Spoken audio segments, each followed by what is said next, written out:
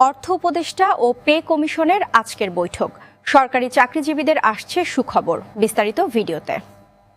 সংশোধনীয় gazette প্রকাশ 1:5 অনুপাতে প্রধান উপদেষ্টার নবম পে স্কেল কার্যকর ঘোষণা করলেন পে কমিশন ও অর্থ উপদেষ্টার জরুরি বৈঠকের চূড়ান্ত সিদ্ধান্ত।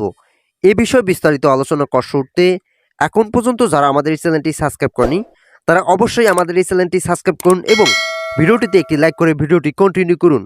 অবশেষে সরকারি চাকরিজীবীদের জন্য 1:5 অনুপাতে নবম পে স্কেল কার্যকর ঘোষণা করলেন অর্থ উপদেষ্টা ডক্টর সালেউদ্দিন আহমেদের নেতৃত্বেই এই নতুন সিদ্ধান্ত গ্রহণ করা হয়।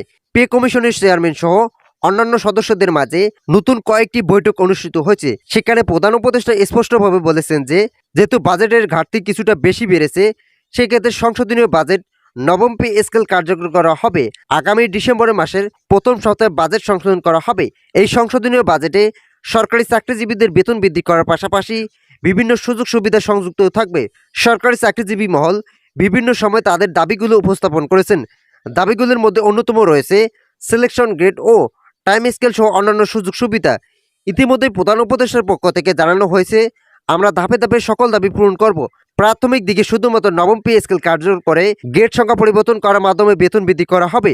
ভিডিওটির এই মতো পর্যন্ত এসেও এখন পর্যন্ত যারা আমাদের এই চ্যানেলটি সাবস্ক্রাইব করেনি তারা দয়া করে আমাদের এই চ্যানেলটি সাবস্ক্রাইব করে পাশে থাকা বেল আইকনটি অল করে দিন। পরবর্তী সময় আবারও আমরা নতুন একটি খসড়া তৈরি করে যাব, যেখানে সিলেকশন গ্রেড, টাইম স্কেল সহ শতভাগ পেনশন সুবিধা ও বাড়ি ভাড়া সহ অন্যান্য সুযোগ সুবিধা পরবর্তী নির্বাচিত সরকার পূরণ করবে। আমরা শুধুমাত্র গুরুত্বপূর্ণ বেতন স্কেল পরিবর্তন করার মাধ্যমে সরকারি চাকরিজীবীদের আর্থিক অবস্থান বহুগুণে বৃদ্ধি করব। আশা করা যাচ্ছে অন্তর্বর্তীকালীন সরকারের পক্ষ থেকে নতুন সিদ্ধান্ত খুব দ্রুত সময়ের মধ্যে কার্যকর ঘোষণা করা হবে।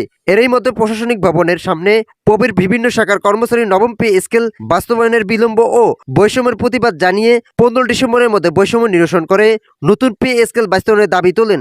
পবির কর্মচারী মোহাম্মদ আবু মুসা বলেন, বাজারের সকল পণ্যের দাম যে হারে বৃদ্ধি পেয়েছে সেই হারে আমাদের বেতন ও ভাতা বৃদ্ধি পায়নি।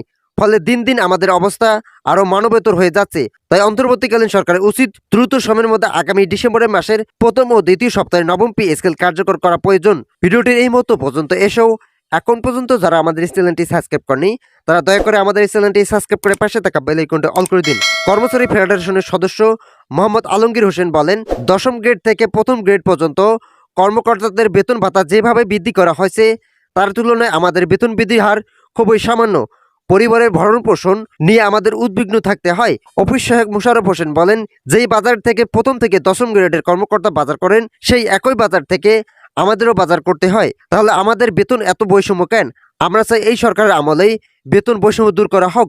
ইতিমধ্যে প্রধান উপদেষ্টা বলেছেন, সরকারি চাকরিজীবীদের জন্য নবম পে স্কেল বাস্তবায়ন করার মাধ্যমে বৈষম্য চিরতরে দূর করা হবে। যতদিন পর্যন্ত বৈষম্য থাকবে ঠিক ততদিন পর্যন্ত সরকারি চাকরিজীবীদের বেতন বৃদ্ধি করা হলেও কোনো প্রয়োজন আসবে না। তো আজকের এই ভিডিওটি এ পর্যন্ত। আশা করি ভিডিওটি থেকে অনেকে উপকার পেয়েছেন। যদি উপকার পেয়ে থাকেন তাহলে অবশ্যই আমাদের এই চ্যানেলটি সাবস্ক্রাইব করে পাশে থাকা বেল আইকনটি অন করে দিয়ে আমাদের সঙ্গেই থাকুন।